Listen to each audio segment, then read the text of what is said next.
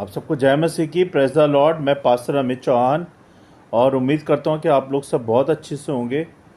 जैसे कि आज उपवास का दिन है और मैं विश्वास करता हूँ कि आप सब ने उपवास रखा होगा, क्योंकि जो उपवास है हमें रिफ़्रेशमेंट देता है, हमें रिफ़्रेश करता है, हमें रीसेट करता है ना।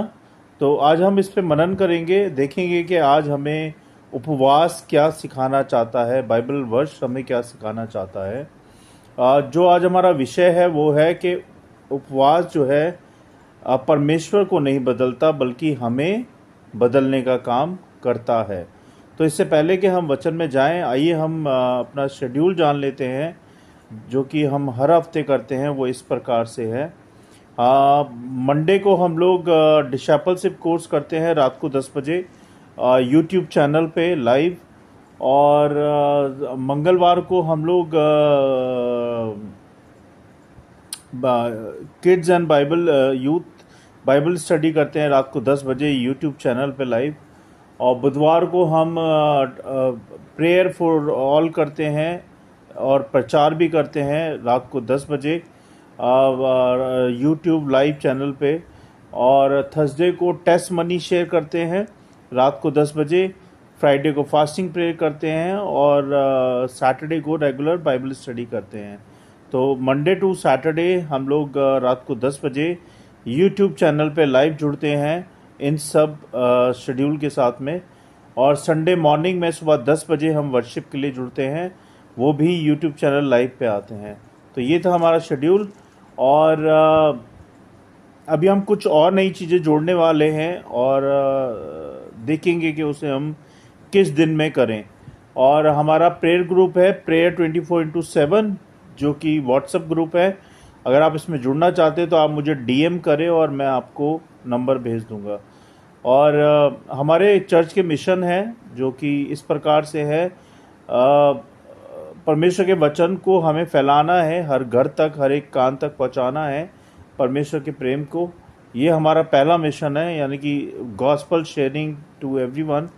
एंड दूसरा मिशन है कि हम जल्द अपना एक चर्च इस्टेब्लिश करें दिल्ली के अंदर और उसके अलावा और भी जगहों पर, जिसके लिए हमें परमेश्वर की सपोर्ट और आप लोगों की दुआ की ज़रूरत है। तो आप लोग सब दुआ करें कि हम जल्द से जल्द ऑफलाइन भी वर्शिप के लिए मिल पाएँ। तो ये था हमारी इन्फॉर्मेशन, हमारे ऑनलाइन चर्च की इन्फॉर्मेशन। और आइए हम सब मिलकर प्रार्थना करते हैं वचनों के लिए भी और इस वीडियो सभा के लिए भी।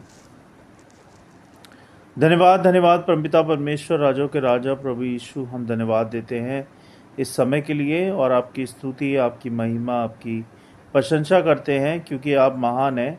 आप ही सत्य, आप ही मार्ग और आप ही जीवन है।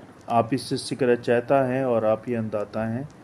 क्षमा कीजिएगा प्रभु, जो भी जाने अनजाने में जानबूझ के मुझसे और हमसे सारे पाप हुए हैं। प्रभु, हम सब के पापों के लिए हम सबको क्षमा करें, हम सबको शुद्ध करें, पवित्र करें, जिससे कि हम आपके जैसे बन पाएं। प्रभु, मेरे मुंह के शब्द आपको ग्रहण योग्य हो। प्रभु, हम सबको बुद्धि समझ ज्ञान दे के हम आपके वचन को सीख पाएँ, समझ पाएँ और उस पर चलने वाले बने। प्रभु जी, हम सब की सहायता करें अपने वचन के अनुसार, कि हम वही करें जो आप हमसे चाहते हैं। आपकी इच्छा पूरी हो हमारे घरों में, परिवारों में, हमारे कामकाजों में, हमारी हर बात में और इस वीडियो सभा में आपकी उपस्थिति हो। प्रभु जी, आप सहायता मदद करें सीखने में, सिखाने में और बुद्धि समझ ज्ञान दें। शैतान की देखे अनदेखी शैतानी शक्तियों को हम सबसे दूर करें और जो बातें, जो चीज़ें आपकी उपस्थिति में हम सबको आने से रोकती हैं, उन सब बातों को दूर करें। हमारे फोकस को, हमारे मन को अपने वचन की ओर लगाएं, अपनी प्रार्थना की ओर लगाएं और हमारी सहायता करें सीखने में। हम धन्यवाद के साथ सारी विनती प्रार्थना आपके चरणों में रखते हैं। सुने ग्रहण करें प्रभु यीशु नासरी के नाम से, आमीन। तो जैसे कि हम बात कर रहे हैं उपवास की, प्रार्थना के बारे में, तो उपवास परमेश्वर को नहीं, मुझे बदलने के लिए होता है, यानी कि हमें बदलने के लिए होता है।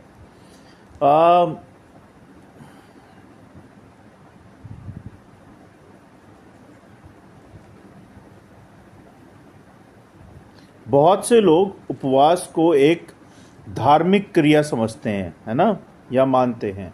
शायद अगर मैं भूखा रहूँगा तो परमेश्वर जल्दी मेरी सुन लेंगे, या फिर पर असली जो सच्चाई है वो ये है कि उपवास परमेश्वर को नहीं बदलता, बल्कि उपवास मुझे और आपको बदलता है। ये मेरे दिल, दृष्टिकोण और दिशा को बदलता है, जिसे हम देखेंगे। उपवास का उद्देश्य है अपने दिल को परमेश्वर के सामने झुकाना। उपवास का ये उद्देश्य होता है कि हमारा दिल परमेश्वर के आगे झुके। योएल 2 अध्याय 12 से 13 पद में लिखा है, अब भी यहोवा की ये वाणी है, पूरे मन से उपवास, रोने और विलाप करने के साथ मेरी ओर लौट आओ। अपने वस्त्र नहीं, अपने मन को फाड़ो। इसकी जो शिक्षा है प्रियो, वो ये है, परमेश्वर को भूख से नहीं, नम्रता से प्रभावित किया जा सकता है। जब हम उपवास करते हैं तो हम शरीर की नहीं, आत्मा की भूख व्यक्त करते हैं। जब हम उपवास करते हैं तो हम शरीर की नहीं, आत्मा की भूख व्यक्त करते हैं परमेश्वर के सामने। अब मैं आपको एक उदाहरण दूंगा। एक बच्चा अगर जिद से रोता है तो माता पिता थक जाते हैं उससे, है ना। लेकिन जब वही बच्चा प्यार से मांगता है तो माता पिता तुरंत उसको देते हैं। पर जब वह प्यार से मांगता है तो माँ तुरंत उसे देती है। उसी तरह परमेश्वर हमारे उपवास के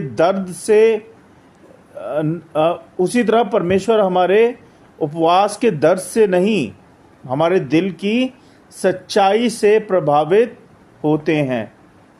उपवास करते समय सिर्फ भोजन मत छोड़ो, अपना अभिमान, अपनी शिकायत और डर को भी छोड़ दो। दूसरी बात, उपवास मुझे परमेश्वर की आवाज़ सुनना सिखाता है ना। मत्ती 4 अध्याय 4 पद में लिखा है, मनुष्य केवल रोटी से नहीं परंतु हर एक वचन से जो परमेश्वर के मुंह से निकलता है जीवित रहेगा। इसकी जो शिक्षा है प्रियो, वो ये है, जब शरीर की आवाज़ शांत होती है तो आत्मा की आवाज़ तेज होती है। उपवास हमारे आत्मिक कानों को साफ करता है ताकि हम परमेश्वर की दिशा को सुन सकें। उदाहरण के तौर पर मोबाइल फ़ोन अगर शोरगुल में रखा हो तो कॉल की आवाज़ आपको सुनाई नहीं देती। जब हम दुनियावी शोर से दूर होते हैं तब परमेश्वर की आवाज़ सिर्फ सुनाई देती है ना।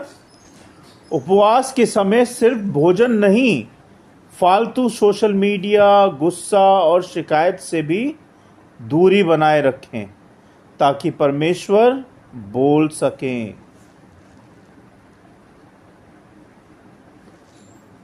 उपवास आत्मिक सामर्थ्य का नवीकरण करता है। उपवास आत्मिक सामर्थ्य का नवीकरण यानी कि नया करता है। यशाया 40 अध्याय 31 पद में लिखा है, परंतु जो यहोवा की बाट जोहते हैं वे नई शक्ति प्राप्त करते हैं, वे उकाबों की नई नाई उड़ेंगे। इसका मतलब ये हुआ, उपवास शरीर को कमज़ोर करता है, आत्मा को शक्तिशाली बनाता है। यह हमारे अंदर की ऊर्जा को परमेश्वर की दिशा में मोड़ देता है। जैसे मोबाइल को रीसेट करने से वो तेज हो जाता है, जिसे हम फॉर्मेट भी बोलते हैं, उसी तरह उपवास हमें स्पिरिचुअली रीसेट करता है। जब भी जीवन भारी लगे आपको अपना, तो खाना मत छोड़ो, परमेश्वर के सामने खाली हो जाओ, तो तुम्हें भर देगा अपनी शक्तियों से, है ना। उपवास दूसरों के लिए करुणा जगाता है ना।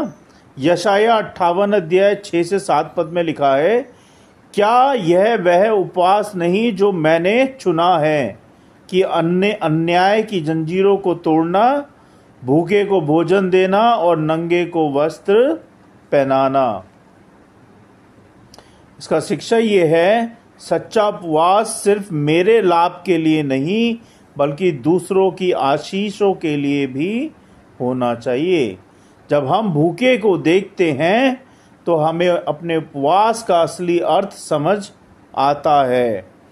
यदि तुम्हारे उपवास के कारण किसी और को भोजन मिले तो तुम्हारा उपवास धरती पर नहीं स्वर्ग में दर्ज होता है।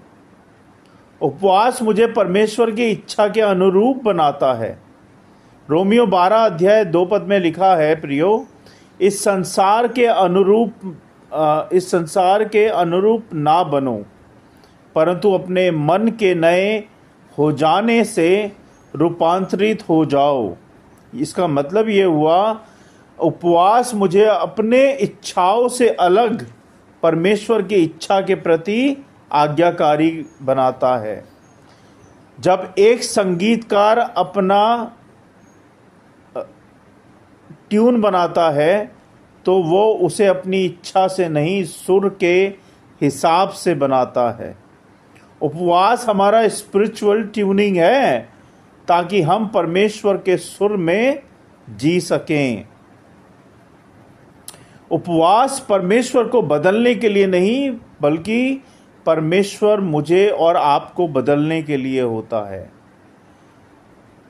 यह कोई धार्मिक प्रदर्शन नहीं है बल्कि आत्मिक परिवर्तन की प्रतिक्रिया है। जब मैं बदलता हूँ, मेरे शब्द, मेरे संबंध, मेरी सोच, मेरा जीवन बदल जाता है। अब मैं आपको बताऊंगा कि आपको क्या करना है और क्या नहीं करना। भोजन से नहीं, क्रोध से उपवास करो। भोजन से नहीं, क्रोध से उपवास क्रोध से उपवास करो। शब्दों से नहीं, शिकायतों से उपवास करो। डर से नहीं, विश्वास से उपवास करो।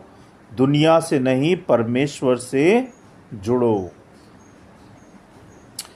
अब हम आशीर्वाद वचन लेंगे। यशाया 58 अध्याय 11 पद में लिखा है, यहोवा तुझे सदा दिशा देगा और अकाल के समय तुझे तृप्त करेगा। तू सिंचित बारी के समान होगा। ये था परमेश्वर का आज का वचन। परमेश्वर के वचन को पढ़े जाने और सुने जाने पर आशीष दें। अब हम सुनेंगे स्टोरी का नाम है रोटी और आत्मा। एक गांव में राहुल नाम का युवक रहता था। हर शुक्रवार वह उपवास रखता था। वो सोचता था कि अगर वह भूखा रहेगा तो परमेश्वर उस पर दया करेंगे और उसकी हर प्रार्थना पूरी कर देंगे। 3 हफ्ते हो गए, राहुल ने उपवास रखे पर ना कोई बदलाव दिखा और ना ही कोई उत्तर मिला। वो निराश हो गया और बोला, प्रभु, मैं भूखा भी रहता हूँ, फिर भी तू मेरी नहीं सुनता, क्यों नहीं सुनता?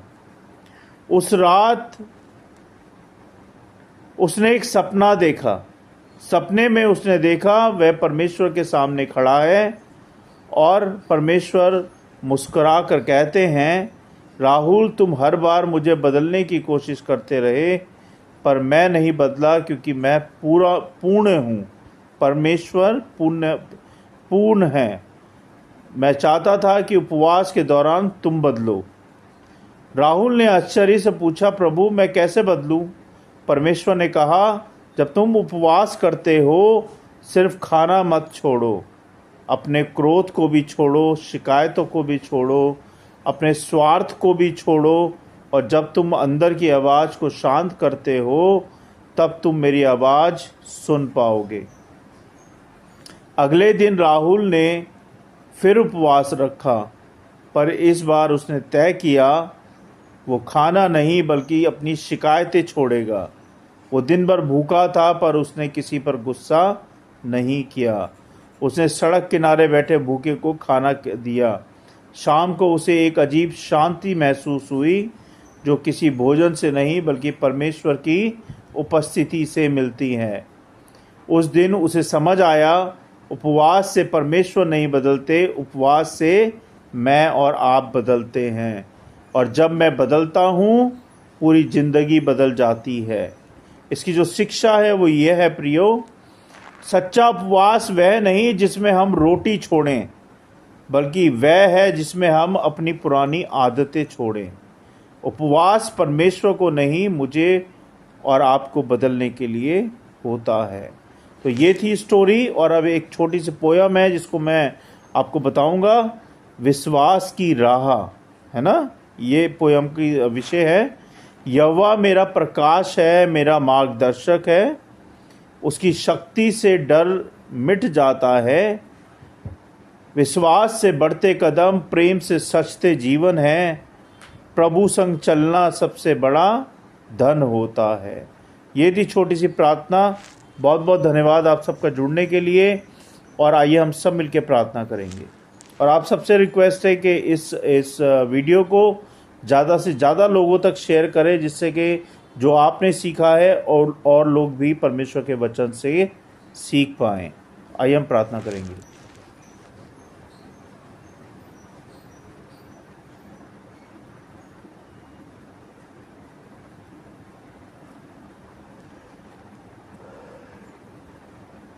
धन्यवाद धन्यवाद परमपिता परमेश्वर, राजाओं के राजा प्रभु यीशु, हम धन्यवाद देते हैं इस समय के लिए और आपकी स्तुति, आपकी महिमा, आपकी प्रशंसा करते हैं, क्योंकि आप महिमा के योग्य हैं, स्तुति के योग्य हैं। आप ही सत्य, आप ही मार्ग और आप ही जीवन है। आप इस सृष्टि के रचयिता हैं और आप ही अंतदाता हैं। हम धन्यवाद देते हैं प्रभु इस समय के लिए कि आपने अपना वचन हमें दिया, पढ़ाया, सुनाया, सिखाया। इसके लिए बहुत बहुत धन्यवाद प्रभु जी। होने दे प्रभु कि तेरे वचन को हम अपने जीवनों में लागू करें और उस पर चलने वाले बने प्रभु जी। हम दिखावटी मन वाले ना बने, हम दिखावटी कहने वाले ना बने, हम दिखावटी सोचने वाले ना बने प्रभु, बल्कि हम सच्चाई से रहने वाले बने, सच्चाई से बोलने वाले बने और सच्चाई से वो सारे काम करने वाले बने प्रभु जी, जो आप हमसे चाहते हैं। हम धन्यवाद देते हैं प्रभु इन वचनों के लिए कि आपके वचन ने हमें बताया प्रभु कि हमें कैसे सच्चाई से विश्वास के साथ रहना है। और उपवास में हमें आपको नहीं बदलने की कोशिश करना है, बल्कि हमें अपने आप को बदलने की कोशिश करनी चाहिए। हमें अपनी पुरानी आदतें छोड़ के नई आदतों में कदम रखना चाहिए। हमारी सहायता कर प्रभु कि हम सारी पुरानी आदतों को छोड़ें और नई आत्मा में, नए कदमों में प्रचार करें और उस पर चलें प्रभु जी, आपके वचन पे। और हमारी सहायता कर प्रभु कि हम तेरे वचन के अनुसार वही करें जो तू हमसे चाहता है। तेरी इच्छा पूरी हो इस जीवन में, इस घर में, परिवार में, बच्चों में, क्योंकि सब कुछ तेरा है, हमारा कुछ नहीं प्रभु। ये सांसें, ये शरीर, ये खाना, ये पीना, ये रहना, ये बच्चे, ये परिवार, ये संगति, ये सुनना, ये देखना, ये बोलना, सब कुछ तो आपका है प्रभु और सब कुछ आपने दिया है। हम धन्यवादी हैं प्रभु जी। धन्यवाद इस वीडियो सभा के लिए प्रभु, धन्यवाद मेरे यूट्यूब चैनल के लिए, धन्यवाद इंस्टाग्राम के पेजेस के लिए, धन्यवाद हर एक आशीष के लिए प्रभु, और अभी तक हमें संभालने के लिए बहुत बहुत धन्यवाद प्रभु जी। हमारा मार्गदर्शन करने के लिए, हमें सही रास्ता दिखाने के लिए बहुत बहुत धन्यवाद प्रभु। और धन्यवाद आपके जीवित वचनों के लिए, हृदय से धन्यवाद प्रभु। हम सबको अपने अनुग्रह में लेके चलें, अपनी अगुवाई में लेके चलें और हम सबको हमेशा अपने चरणों में रखें प्रभु जी।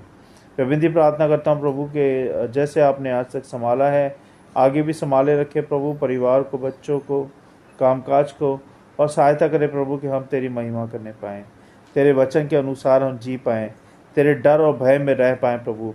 हम सब में से पुरानी आदतों को निकालें प्रभु, हम सब में से पापों को निकालें प्रभु, हम सब में से पुरानी सोच को निकालें प्रभु, हम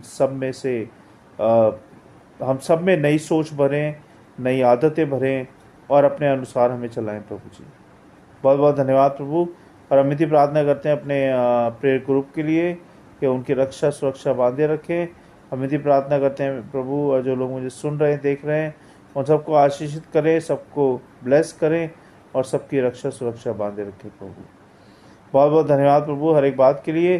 जो बहन बेटी इस समय रात को घर जाती है उसको सुरक्षित पहुंचाएं, और जो बच्चा या बड़ा भूखा है उसको खाना दें प्रभु, और जो बीमार है उसको चंगाई दे परमेश्वर, और जिसके पास इलाज के लिए पैसा नहीं है उसको पैसा दे प्रभु। सबकी सहायता मदद करें और इस देश में प्रेम और शांति बनाए रखें प्रभु जी।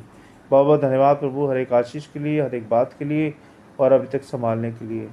हम सारी बातों को विश्वास के साथ आपके चरणों में रखते हैं। सुने ग्रहण करें प्रभु यीशु नासरी के नाम से, आमीन।